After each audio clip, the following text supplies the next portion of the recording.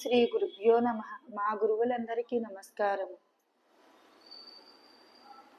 అంతటి కళ్ళు చెదిరే ఐశ్వర్య వైభవములలో ఓలలాడుతున్నప్పటికీ దశరథ మహారాజు అసంతృప్తితోనే ఉన్నాడు. తన వంశమును కొనసాగించే పుత్ర సంతతి కోసం ఆయన ఎన్ని ప్రయత్నములు చేసినా అవేవి ఫలించలేదు. చివరగా ఎంతగానో ఆలోచించిన మీదట పుత్ర సంతానం కోసం దశరథ మహారాజు అశ్వమేధ యాగం చేయాలని నిర్ణయించాడు. ఈ తలంపులతోనే రాజ పురోహితులను పిలిపించటానికే తన ప్రధాన సచివుడైన శ్రీమంతుడిని పంపించాడు.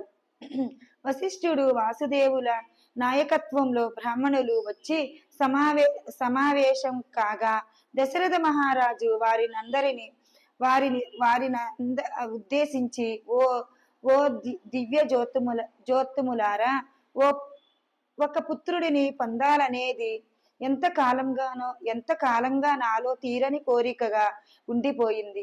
పుత్ర సంతానం కోసం నేను చేసిన ప్రయత్నమును ఏమీ ఫలించలేదు.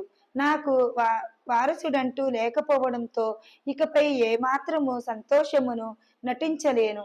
నిజానికి నా రోజులు దుఃఖమయమై వ్యర్థమైనట్లు కనిపిస్తున్నాయి. అందువలన ఎంతో జాగ్రత్తగా ఆలోచించిన మీదట దయాపూర్వకమైన మీ అనుమతితో అశ్వమేధ యాగం చేయాలన్న నిర్ణయమునకు వచ్చాను. మీరంతా సర్వశాస్త్ర పారంగతులైనందున నన్ను సరైన మార్గంలో నడిపించగలరన్న విశ్వాసంతో ఉన్నాను అంటూ ప్రసంగించాడు. పురోహితులంతా దశరథ మహారాజు చేయతల పెట్టిన అశ్వమేధ యాగమునకు ముక్త కంఠంతో ఆమోదం తెలిపారు. ఆ పైన మహారాజు ఆలస్యం లేకుండా అవసరమైన ఏర్పాట్లు చేయడానికి మంత్రులకు ఆదేశమిచ్చాడు. తరువాత సుమంత్రుడు దశరథ మహారాజుకు గతంలో ఒకప్పుడు మహర్షుల సమావేశంలో సనత్కుమారుడు చెప్పగా తాను విన్న ఈ క్రింది కథను వివరించాడు. శ్రీల ప్రభు పాదముల వారు ఇలా వివరిస్తారు. వైదిక యజ్ఞం అంటే ఆషామాషి కాదు. అలాంటి యజ్ఞములలో పాల్గొనడానికి దేవతలు వస్తుండేవారు.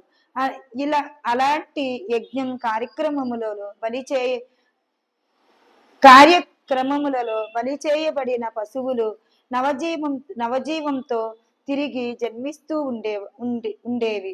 ఈ కలియుగములలో దేవతలను ఆహ్వానించడానికి గాని, జంతువులకు నవజీవమును ప్రసాదించడానికి గాని శక్తివంతులైన సమర్థులైన బ్రాహ్మణులు లేరు.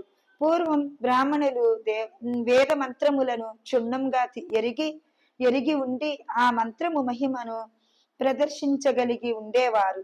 కానీ ఈ యుగంలో అలాంటి బ్రాహ్మణులు ఎవరూ లేనందున అలాంటి యజ్ఞములు ఇప్పుడు నిషేధం. ఓం హరే రామ హరే రామ రామ రామ హరే హరే, హరే కృష్ణ కృష్ణ కృష్ణ హరే హరే.